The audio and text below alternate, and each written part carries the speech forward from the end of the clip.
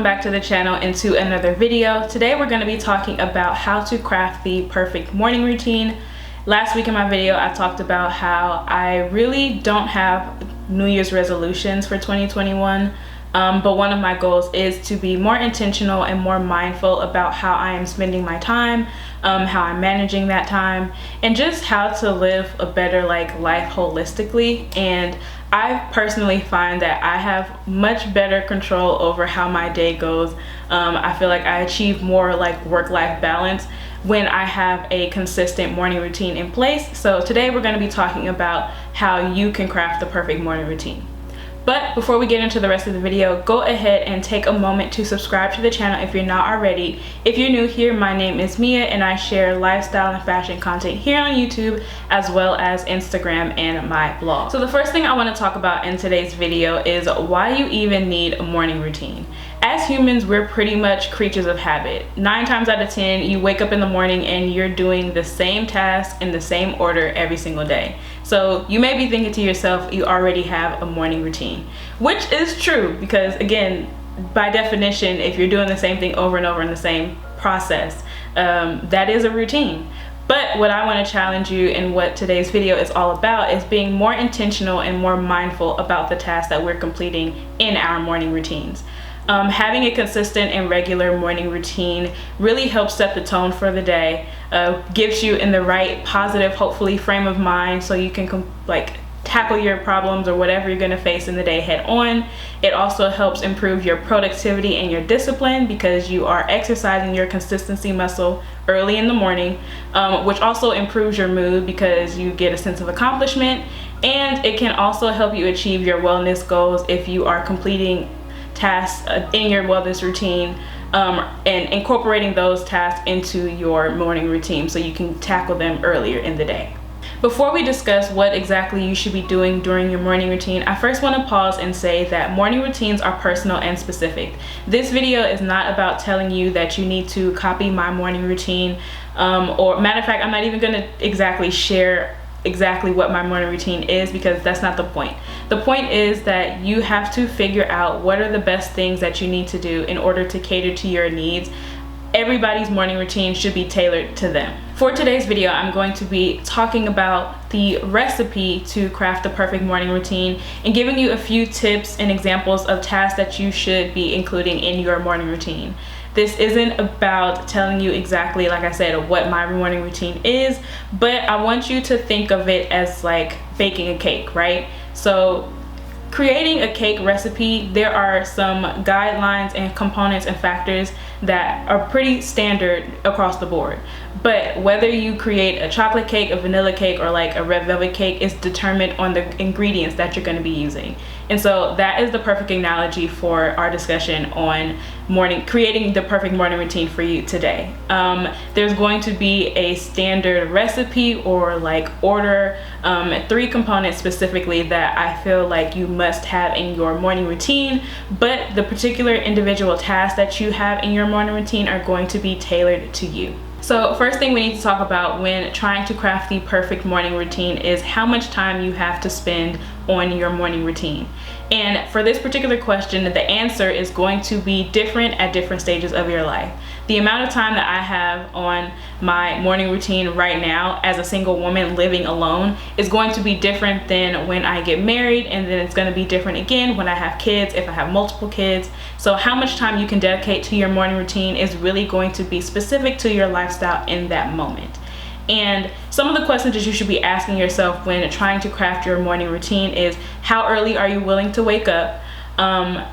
As a single woman, I can wake up a little bit earlier and get a lot of things done earlier in the morning because I don't have to worry about rushing kids off to school, making breakfast for my husband, and some of those things that other people at different stages of their life will have to deal with. So how much time you have to spend and allot to your morning routine, like I said, is going to be different. Also asking yourself, what does your morning routine already consist of? So there are certain tasks that you just have to do in the morning. Brushing your teeth, showering before work, all these kind of things. Those tasks you will be pretty consistently completing in a morning routine, no matter how you tailor and trim it. But there are some things that you may be doing in the morning that you can put off till later in the day.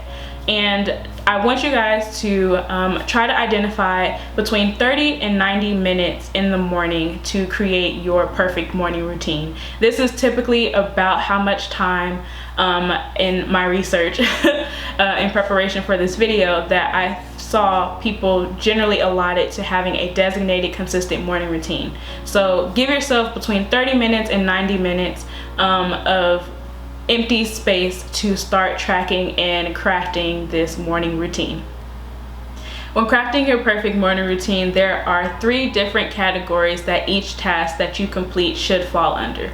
These are mental, physical, and emotional. Every single thing that you do during your morning routine should fall under one of these categories, and the goal is to have a good combination and mix of all 3 of the categories so you can really create a more holistic, well-rounded morning routine.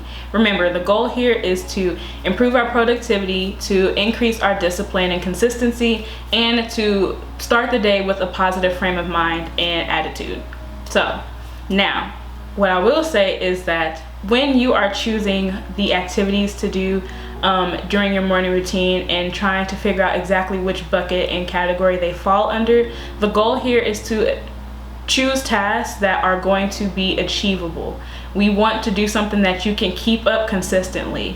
So that doesn't mean like front load your morning routine with a whole bunch of tasks. This is not a to-do list in the morning. I only want you to choose between 3 and 6 things to put into your morning routine. To reiterate, the 3 components of activities that should be going into our morning routine are physical, mental, and emotional. Mental and emotional sound like they should be one and the same, but they're not, and I will get into that a little bit later. But first, we're going to start with the physical. The physical is really self-explanatory. It's exactly how it sounds, but these are physical tasks that we do to prepare our bodies for what the day is going to throw at us. So things like going for a walk, doing yoga, stretching first thing in the morning. If you have the time, completing a workout regimen first thing in the morning. Those are things that are going to help waken our bodies and prepare us for whatever the day throws at us. But it also includes things like our personal grooming routines. So taking a shower, doing your hair, doing your skincare. These physical elements in our morning routine, one, help us to physically feel better, especially if you're working out earlier in the morning, because if you can tackle the day head on and get your workout done early in the morning, you'll feel accomplished and more likely to do that same routine the next day, but also help us to look good, and when we look good, we feel good. Next, I want to talk about the mental category. So how we approach the day is really contingent upon our mindset, and mindset, I am realizing the older I get, is really important. How we approach the world is really in a lot of ways contingent on our own perspective and our own mindset. So making sure you're in a good headspace before you walk out the door, before you log on to Zoom or do whatever it is you need to do for work or your family or your job is really important, because we lead with our minds. Everything stems from how we think. And making sure you're in a good space first thing in the morning mentally is so important. So a few mental activities that you could do in your morning routine are things like, 1, making your bed. And that may sound crazy because you would think that's a physical activity, but when we make our beds first thing in the morning, studies have shown that like we get a boost of self-esteem and we get a feeling of accomplishment, and just from being able to cross one thing off our list every single day. So if you make it a point to make your bed every single day, that is actually going to help you mentally. And also too, because having a made bed is making your space, your living environment a little bit more clutter-free, and we need a like good clean workspace in order to be able to think and function clearly. Another thing is meditation, taking 5 to 10 minutes to meditate. I love using the Headspace app. It's really great. They have a bunch of different guided meditations on there that you can do. Oh, also the Calm app. If you guys have heard of that app, that's also a really great option. But taking a few minutes to sit in silence and to really focus on how you want the day to go. And also, you know, creating, I know you're probably used to creating to-do lists first thing in the morning, but I would push you a little bit further and to say less about focusing on creating an actual to-do list, but to change your thinking and to change your mindset about your task and what you do throughout the day, and to first identify 3 of your top priorities for the day. So don't necessarily focus on completing your entire to-do list, because we're all busy. Your to-do list could literally be like 15 to 20 different tasks. And if you don't complete all of those tasks within the day, you're gonna feel like you didn't accomplish anything. But if you can identify at least 3 things that are your priorities for the day that you have to get done, and you accomplish those 3 things, you're going to still get that boost of accomplishment, and mentally you're going to feel like, you know, you did something, you earned the positivity that you're going to feel. And you know, you get a boost of some, what is it, serotonin, like whatever the happy feeling you know, chemical is in our brain when you can cross something off the to-do list or one of your top priorities. You're going to get that added boost. Lastly, we're going to talk about the emotional category. Oh, and these categories are not in any particular order. It's not like one is more important than the other. It's literally just how I was able to organize them in my head. So yeah, in terms of emotional, it's exactly what it says, what the title says, how we feel, how we are moving throughout our worlds emotionally, and just making sure that we are able to express those emotions in a healthy way. So things that fall under the emotional category are things like journaling. Any positive or negative emotions that we are experiencing, being able to write those things down, journal them out, and express them in a healthy way. Things like praying, if you are a spiritual person, taking the moment to pray and being in line with whoever your higher power is, that really has an effect on our emotional well-being.